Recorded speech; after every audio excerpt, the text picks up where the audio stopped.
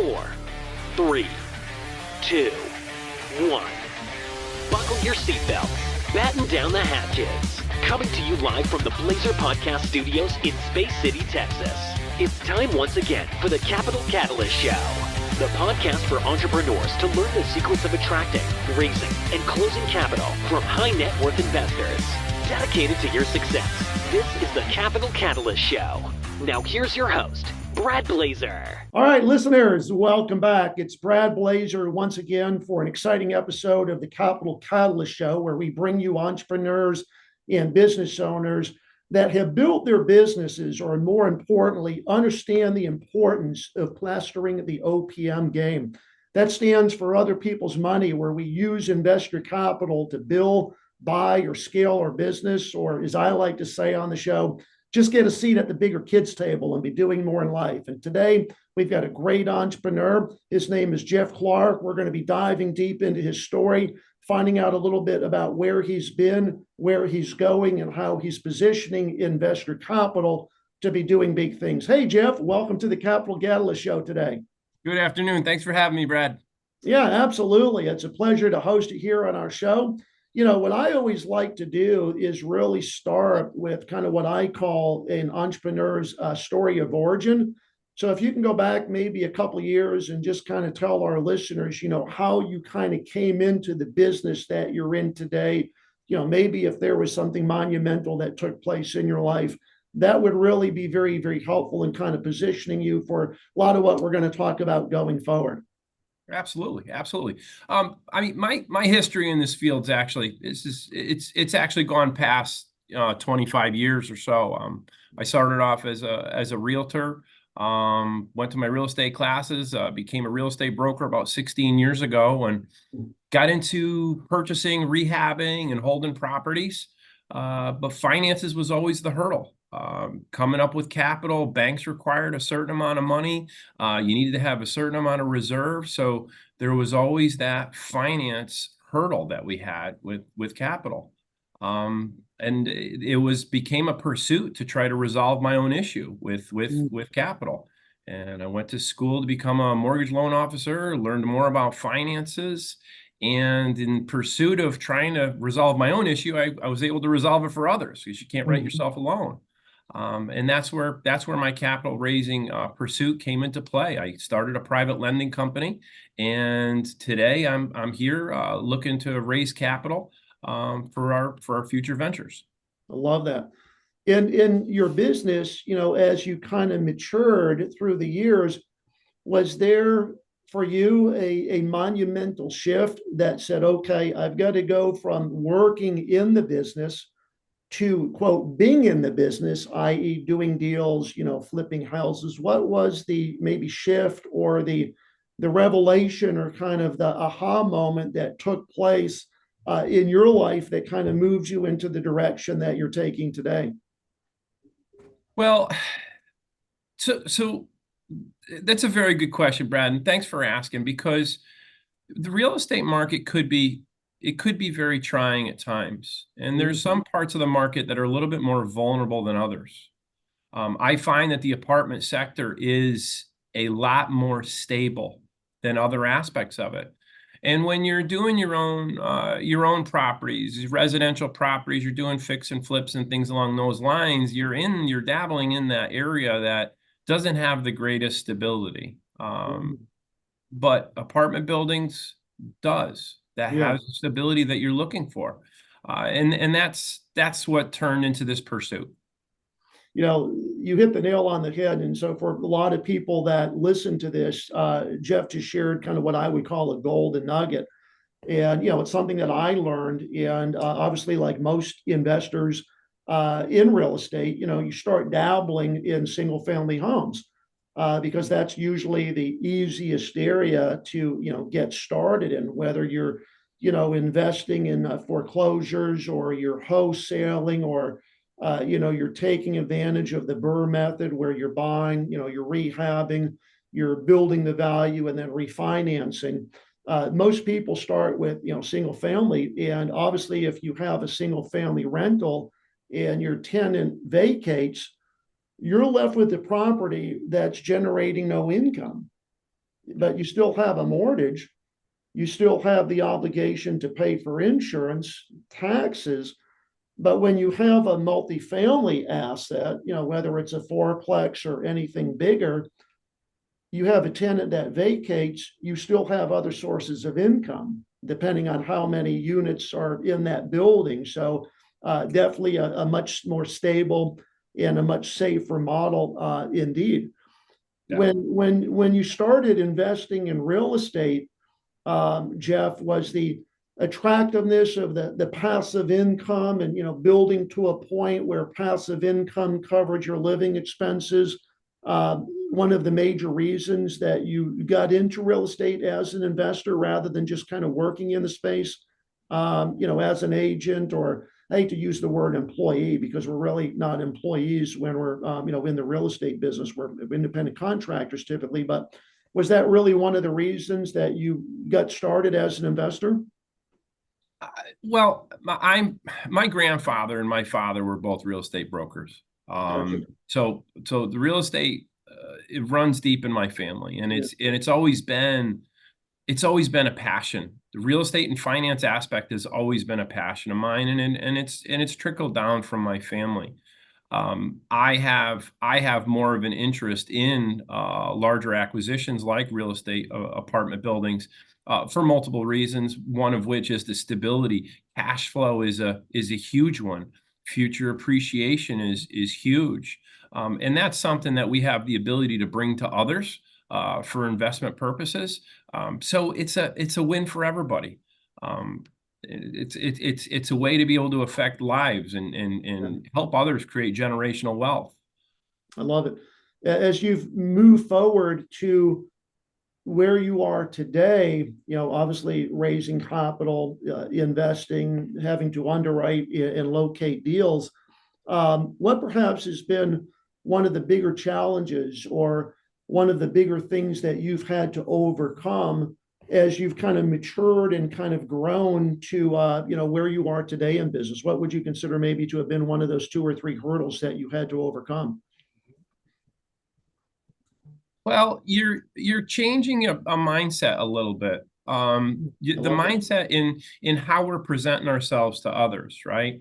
So in truth, what we do is we actually have the ability to help people to a very extensive rate, and to be able to present that where you're presenting that to people. You're not looking for them to invest in you per se and do you a favor.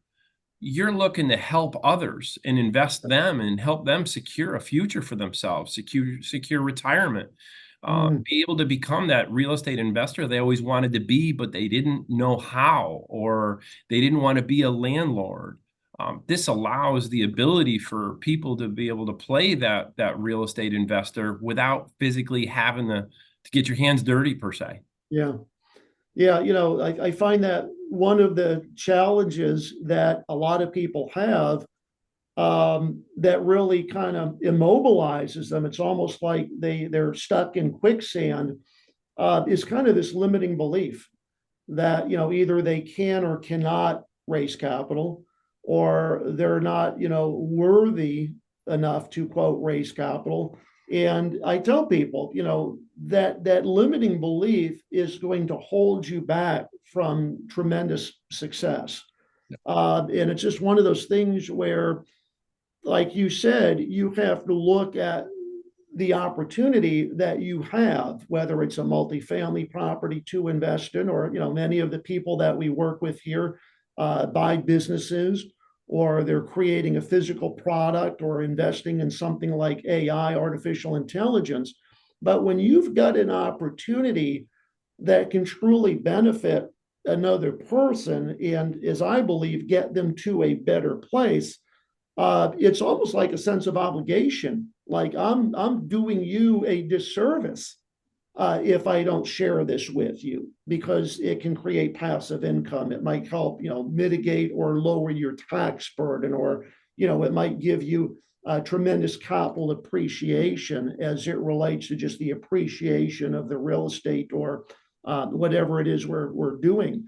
So, absolutely. I love the fact that you touched upon that, because so many people just kind of get frozen, and I guess, they try to overanalyze things, or they try to wait things out. We're like, well, I'm waiting, and I'm like, what are you waiting for? You're going to wait on the economy. The economy is always going to be cyclical. You just have to dive in and start swimming, as I like to say. In your past, dealings as a real estate entrepreneur, has there been a deal maybe that you were involved with that didn't work out the way that you had expected it to? And if so, what did you do to kind of right the wrong, or, resurrect, or kind of, as we say, make lemonade out of lemons? Because usually in most people's lives, if they've been in any business long enough, there is that one deal or that one thing that kind of went astray. And I would love to hear maybe if you had to deal with that in your career, and more importantly, how you addressed it. Absolutely. We never ran into any major hurdles, but one hurdle that we did run into, and it ran into frequent, was qualified contractors. Getting qualified contractors to get there when they're supposed to. And we're doing the job in accordance with what we discussed on a timeline that is what was discussed and what was prepared for. Because when we have timelines and something doesn't meet the timeline, there's a domino effect, there's a ripple effect, and it impacts the next project or next item on this particular project, whatever it was. We did have some issues with some contractors and timelines. We were able to complete the projects as we discussed. Took a little bit longer than anticipated, but what we are now doing is we're being a lot more cautious, taking a lot more time vetting the contractors, making sure that they're correct, making sure we're following up on their history, their resources that they're providing you.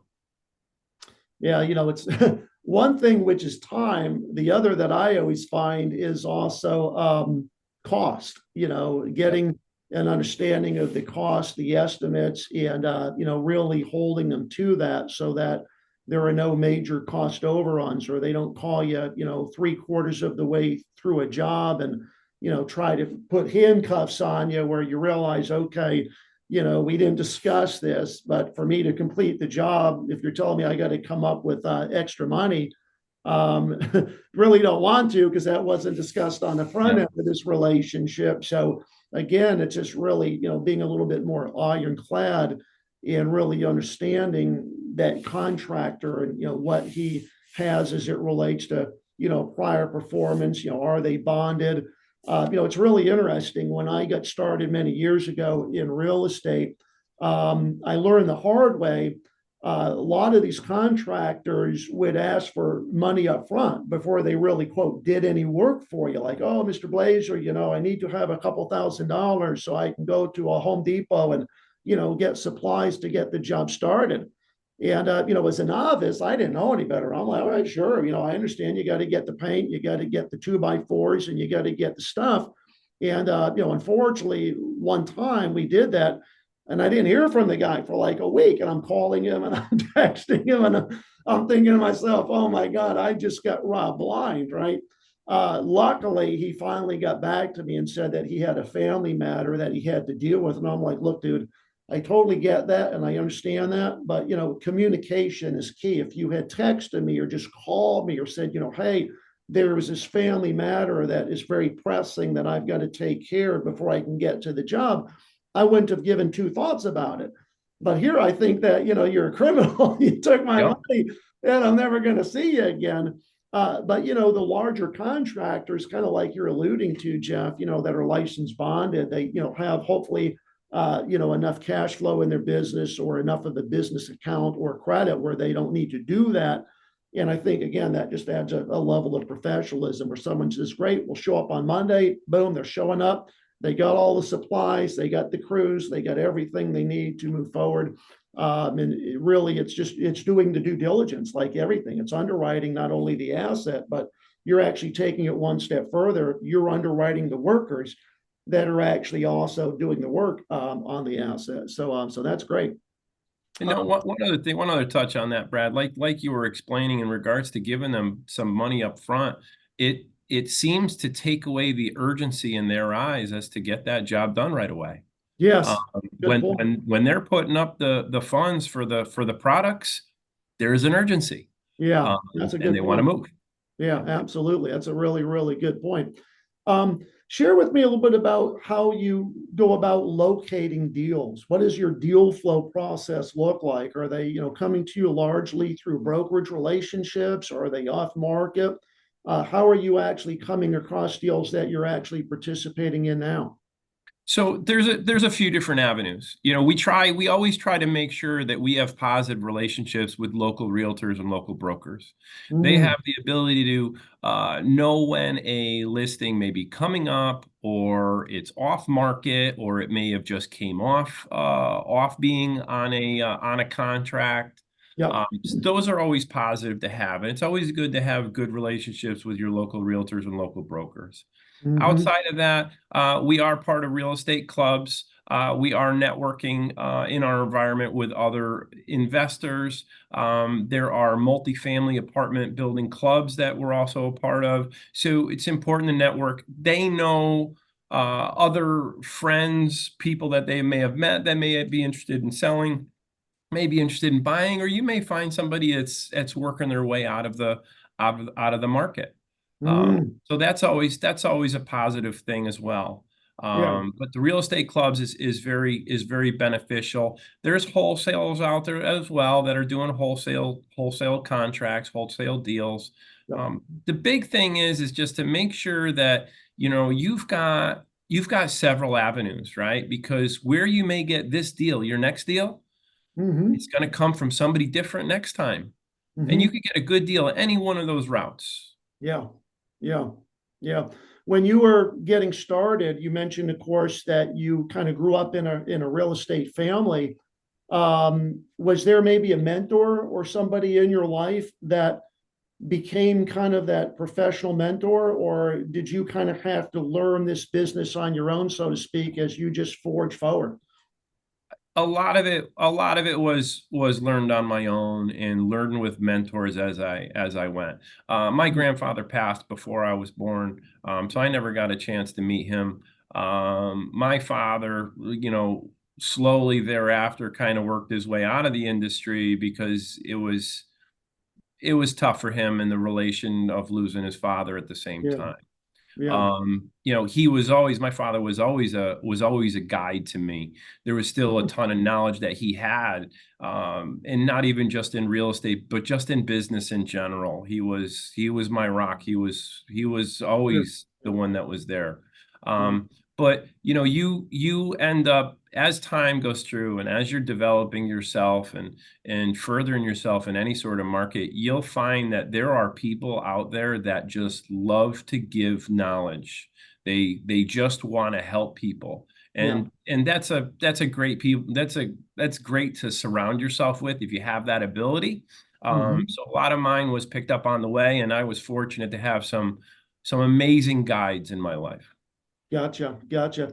If you could turn back the clock and maybe, start your career or start your business over, are the things maybe that you would do differently knowing what you know today? Well, truth be told, as I was saying earlier, that capital was always a challenge, right? Yeah. If I knew 20 years ago what I know now about capital, about the potential for capital raising, Hmm. in the different avenues, for sure I'd be doing things different. And I'd be doing things different with that understanding that, hey, you're not on your own. It's not just you and the bank. There's Right. there's a lot of other alternatives, and the alternatives are so much better in so many different cases. Mhm. I wish I knew then what I know now, because things would have been different. It wouldn't have taken me this long to know what I know now about capital. Yeah. Yeah, it's really interesting. I've got a friend up in Chicago that's been hugely successful. I mean, this guy owns, oh geez, Andrew's got probably got 150, maybe just shy of $200 million, in real estate assets. and came to one of my boot camps. We've talked about him using OPM, launching a fund, and he's never done it. And, sitting down and talking to him, I'm like, do you realize the huge difference you could see in your life versus just reinvesting your own money back into these deals versus having a fund and going out and raising 10, $20 million over the next year and using that? He's like, yeah, I know. It's probably the difference between me where I am now, 150, 200 million, and being just shy of $1 billion in a portfolio of real estate. Had I learned or mastered this skill and started doing this, 5 years ago.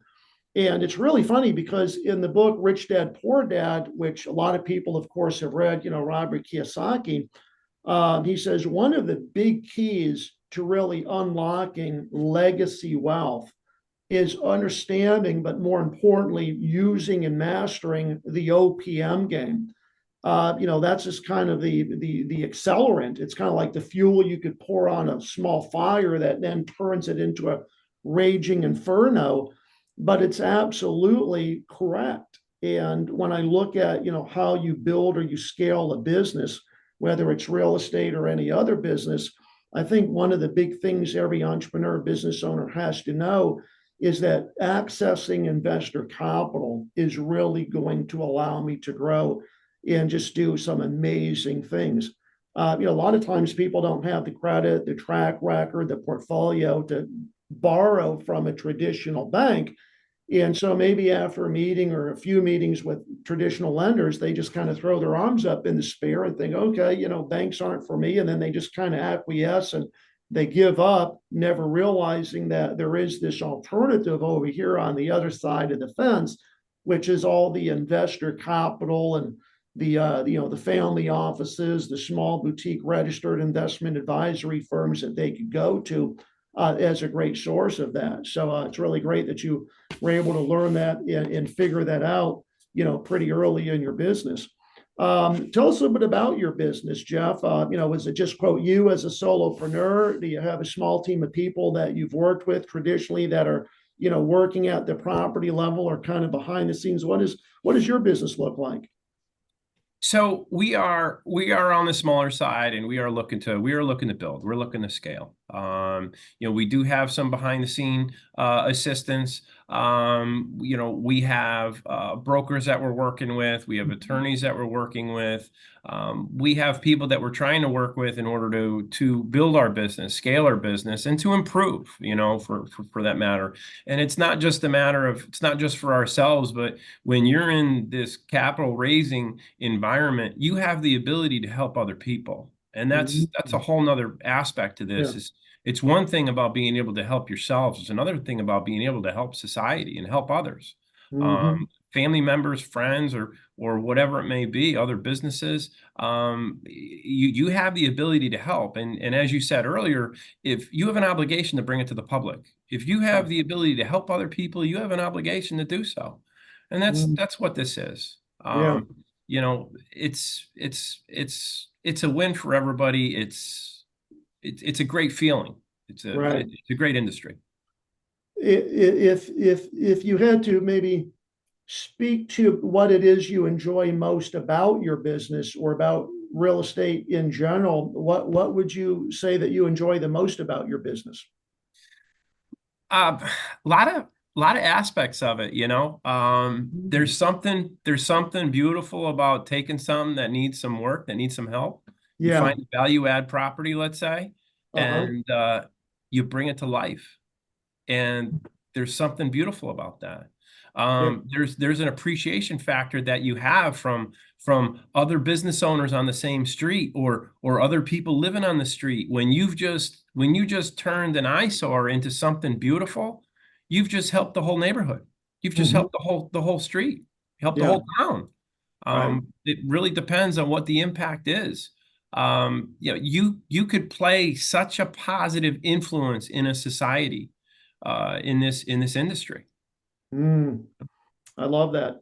It's one area that I think a lot of people often overlook. I mean, certainly if you're a business owner or you're an entrepreneur and you're able to create, a tremendous amount of wealth for yourself, you can become philanthropic and, you can give back and do all the things we typically see, any rich, wealthy person typically doing. But I think it also goes to what you said, that a lot of times people overlook. It's, taking this old house that's got deferred maintenance, going in, completely rehabbing it, turning it into, a thing of beauty that makes that neighborhood or that particular part of the street more desirable. And, I look at a lot of the entrepreneurs that we work with that have kind of mastered this art of capital raising. And what they're able to do is to literally physically go into certain sections of town or neighborhoods and literally not just do one, but buy multiple properties. And through that gentrification, literally turn an entire neighborhood around. And, we see this time and time again in certain parts of most major cities where people start to realize that the land value is actually worth more than the building that sits upon it if the building was built many years ago. And so they buy it, they tear down, the old property that was there, then they go vertical and, now they build something more majestic that obviously has a much higher exit to it. But being able to do that and then just kind of work your way right down the street, you're taking what used to be an old crappy street and now you're turning it into something very, very desirable that has kind of what I call that positive impact. That's really, I think, something that a lot of entrepreneurs overlook. You don't have to be super wealthy. It's just part of your business model, right? You just, same thing with an old, maybe a multifamily property that, you get into, it might be a C plus or B minus, and then you bring in your crews and over the operating life of the project, you're adding value, you're landscaping, you're doing some exterior painting, maybe you're doing some stuff in the parking lot, restriping, and now this old eyesore becomes a desirable place to live. People are willing to pay more rent. And as a result of that, your investors do extremely, extremely well on the exit when you go to sell that in a couple of years. So it's understanding a lot of those things as it relates to just, creating value for the investors.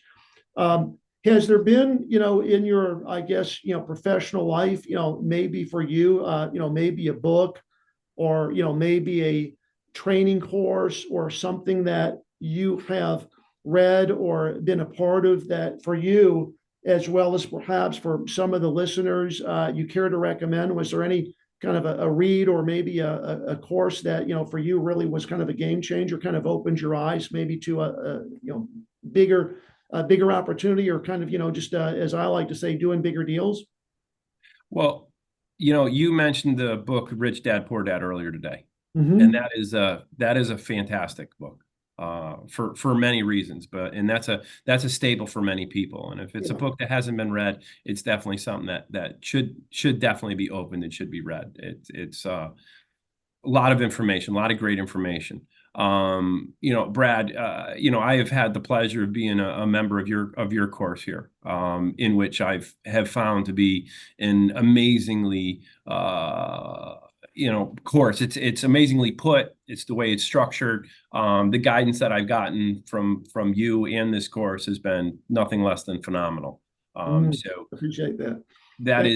That is where I've obtained probably 90% of my information in regards to the capital raising.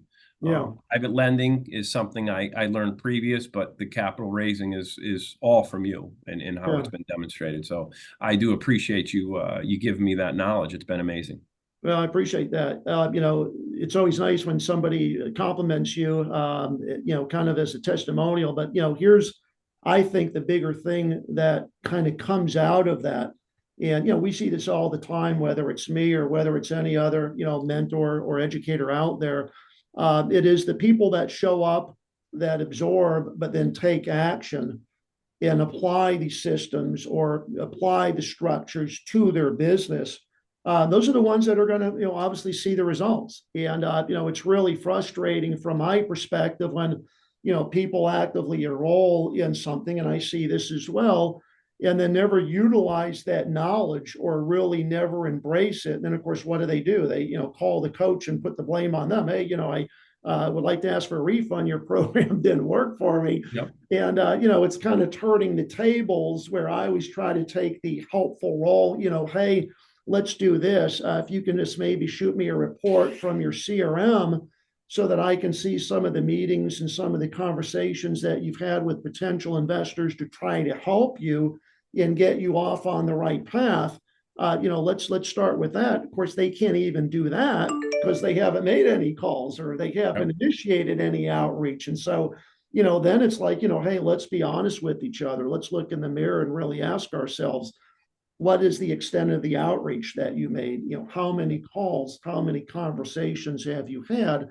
And that usually ends the conversation pretty quickly, where they realize that blame is on them and not on the system or not on the structure, because we've been doing this for 30 years and have literally, thousands and thousands of testimonials over the course of my career.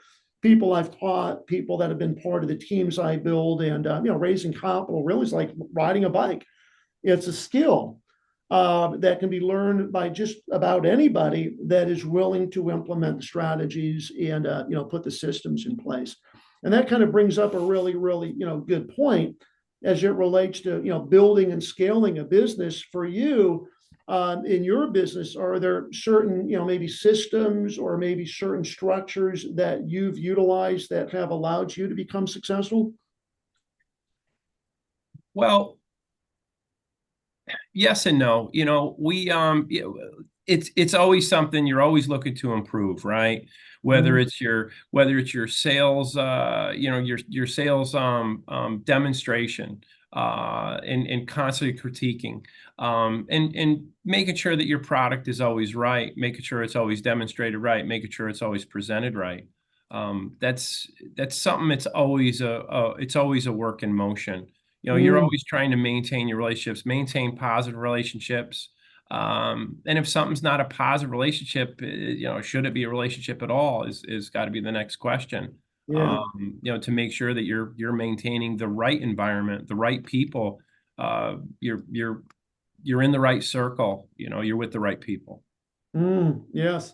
I love that response. And, the thing that I've seen in real estate is an industry that, is just so diverse. There's so many different sectors. There's so many different things that you can be a part of. And, one of the people that we're actually working with, they're actually, investing in single family residences, but they're converting them into basically independent living for retirees and seniors, which I never personally would have thought of. I just look at a single family home and I'm like, okay, I'm either going to rehab it and flip it and, make a nice amount on the back end, or I'm just going to either rent it out to a tenant that's going to live there with their family, or, use it as a short-term rental.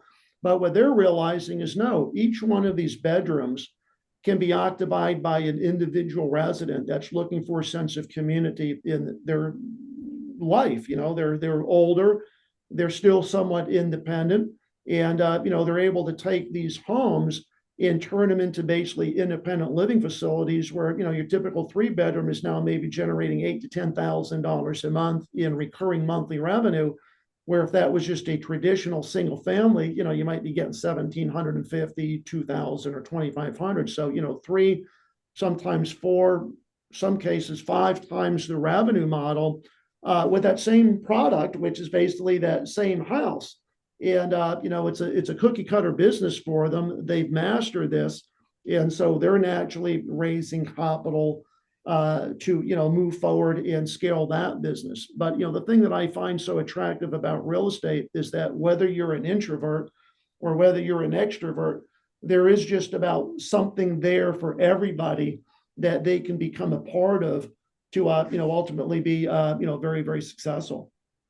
Absolutely. Let me ask you this, just more of a personal question, Jeff. What's the one thing about you personally that most people just don't know about? I guess how much passion I have, not necessarily for this, but really in anything that I try to do, or in anything that I am doing. I am I'm an older dad. I have 3 kids at home. I have 2 toddlers and a newborn. That it changes your life when you have kids a little bit. Your outlook, your vision on life changes, and part of it is that you're more thinking about what you're leaving behind, right? Than anything else. Not just necessarily for them, but just for everybody, and who you are. It matters. Making sure that you have depth.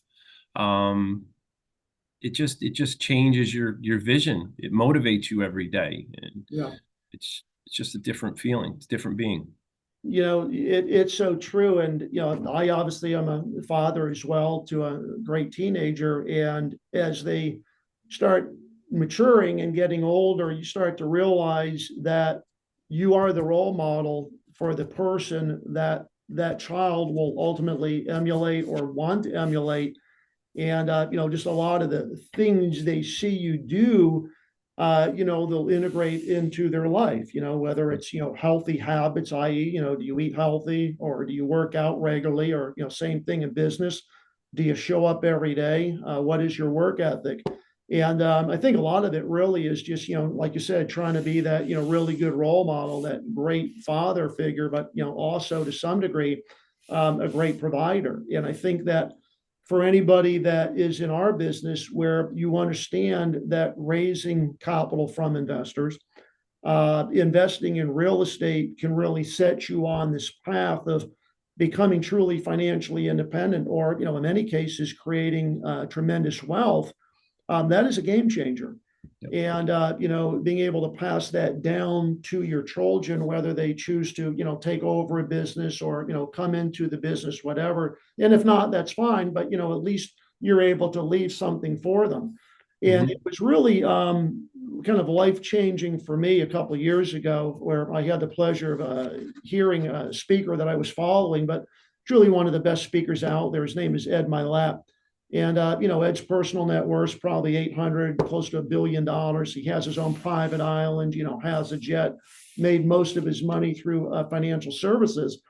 But he was talking about this concept that in every rich, wealthy family, when you look at, these very wealthy families, in that family, there was that one person that changed everything from them forward, because prior to that one person creating the wealth, that family might have been poor or just middle class, right? And so, you look at this one person, whether it's a Mark Zuckerberg or an Elon Musk, or, anybody in real estate that we might follow, like Trammell Crow, or, people like that. It's just that one person that, boom, just changed everything for that family forward, right? And so now that family has a family office. They're worth hundreds of millions of dollars. And, he basically then said to the audience, why can't that be you? It can. It's just a decision. And the thing that I think really immobilizes a lot of people is the fear. And, it's unfortunate that we as humans, just the way our brains are wired and the way that we're programmed, we back away from anything that is basically scary to us, or that, is fear. It's a fear. I don't want to do this because there's risk. And what I always tell people is fear is nothing more than a thought. And we have the power to change our thoughts. And most people that have reached any true level of big success will tell you, man, you just got to embrace that fear, and you got to just fall into it, because fear, the letters FEAR, is false evidence that appears real. It's your mind playing tricks on you. But that's a very different thing than true danger, right? Danger is a little different. You're swimming in the ocean and there's a great white shark. That's danger. But again, people still swim with sharks. So, they become that fear too. Personally, I would be out of that water pretty damn quick, back on that boat. Same thing with jumping out of an airplane. But, it's really just overcoming those limiting beliefs and just kind of embracing it and just saying, hey, I just got to jump in and I just got to swim, because I see other people doing it. I see other people having massive success. And, I too will eventually, figure this thing out, that we call getting into real estate, mastering the OPM game, and, building my business. I always tell people when I started my oil company, I never drilled a well. The first thing about building a business, I just started raising capital. And then from there, everything just kind of fell into place.